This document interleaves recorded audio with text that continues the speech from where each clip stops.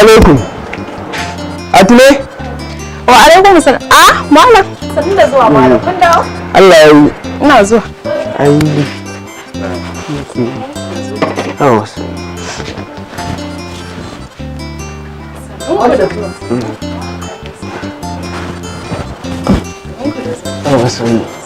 Ina yaran nan ne na ga ko sun je ɗibo ruwa ne? Yara ai suna ciki suna bacci. Malam ka manta yanzu mun daina wahalar ruwa? Haka ni na shafa. Ai kuna nufin yanzu kun daina wahalar ruwa kenan?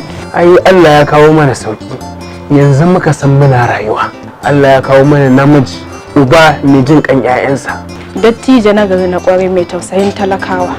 Bacin ya zo mana da hanyoyin da za mu samu ruwan sha ba, da yanzu ba mu san yadda za mu yi ba. Wa kenan wannan kenan?